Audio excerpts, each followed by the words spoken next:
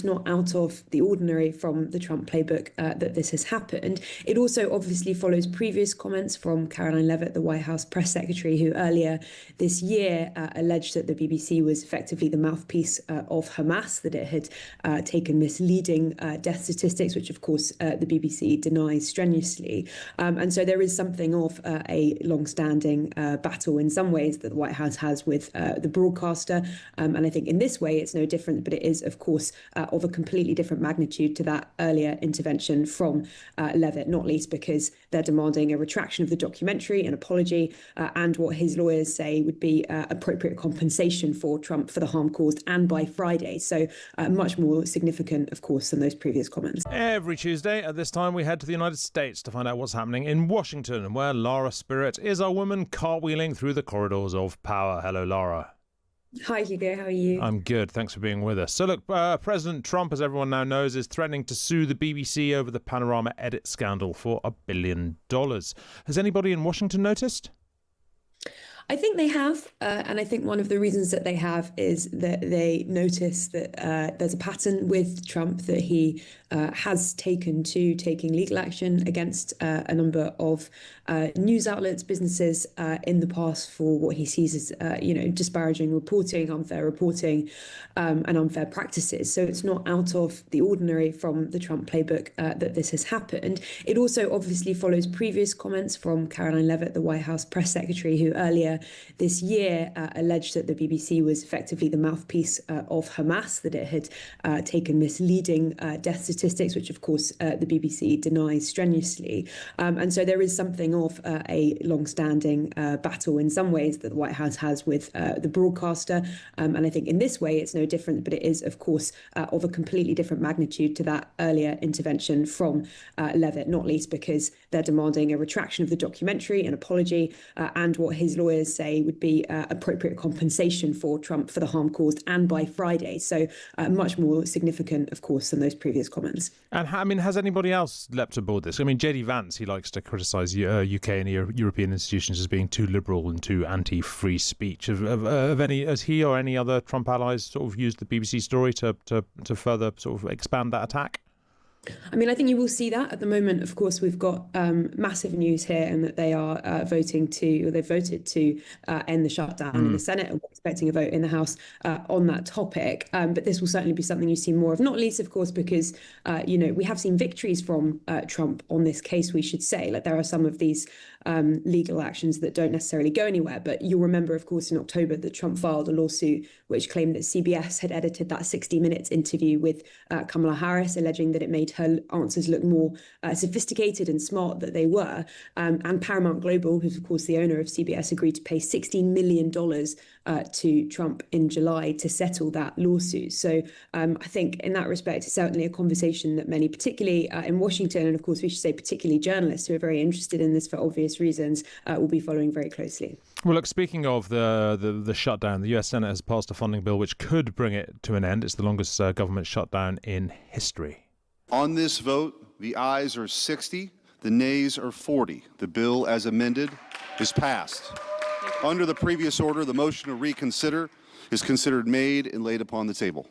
Well, that's the moment the funding bill was passed in the US Senate. Lara, how did this happen? Who buckled? Yeah, so this is fascinating, and I should say is absolutely infuriating a huge number of Democrats this morning, many of whom feel, not without cause, I think, that the Democrats were winning the shutdown. Polling showed they were, even if there's some evidence that it was narrowing in recent days, that the Republicans were being blamed for the shutdown, and that this case that they were making, that these Obamacare subsidies, pandemic-era subsidies to healthcare should be extended, was actually widely popular, not only with voters generally, but also with a number of Republican voters, that it was something that was making Republicans uncomfortable to talk about, and that they were starting maybe to twist the arm of senior Republicans and to see some movement on this. So they are staggered, many of these Democrats, and some of them are calling for Chuck Schumer, who is, of course, the minority leader in the Senate, to resign, that they have caved on this. We should say it's not Chuck Schumer who has caved on this. It is a kind of a gaggle of 8 senators, none of whom face re-election, we should say, in 2026 in those midterms, who have decided that they should back this on the grounds that they think they've got concessions. They say, well, look, the Senate's offering us a vote on these subsidies. Other Democrats will say, OK, well, Mike Johnson in the House is not offering a vote on these subsidies. And so there is no realistic proposition in their view of this making any difference or it passing. Some of these senators, Senator Tim Kaine, you'll remember, of Virginia, said on Sunday that he was backing this after securing a provision to reverse the layoffs that had been made during the shutdown and also to ensure that furloughed workers would receive back pay. That's what they see as a significant concession. And a number of those, so 3 of those senators had actually voted, we should say, from the very beginning of this process to end the shutdown. They were never in favour of the shutdown, but those 5 crucial Democrat-aligned senators did move, and they are, I think it's fair to say, very, very unpopular with some other Democrats at this moment. So is that it? Does that mean the shutdown's over, or is it more complicated than that?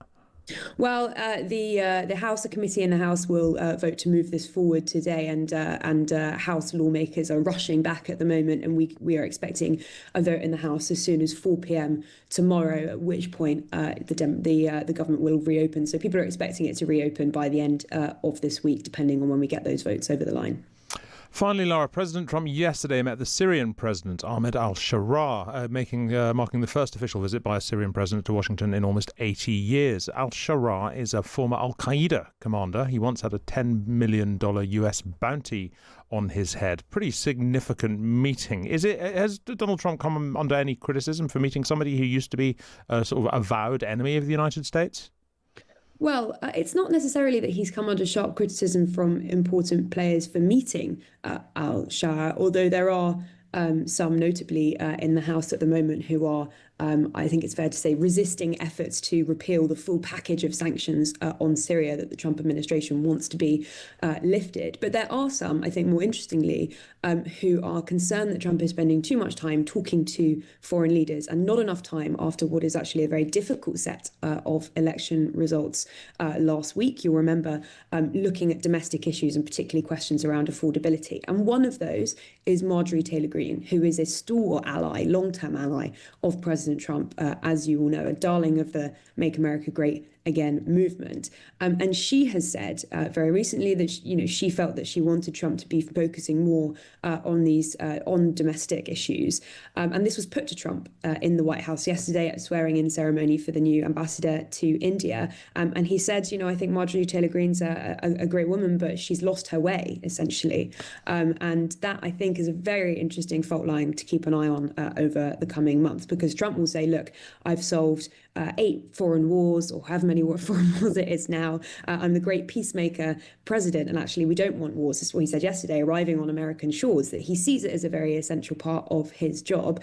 There are other Democrats, and of course we saw J.D. Vance, the vice president, talk about the home front last week in the wake of those electoral defeats, who think that there needs to be a lot of attention now that's paid to domestic questions. Thank you very much indeed, Lara Spirit. Always a joy, Lara. I hope you're well. Speak to you soon.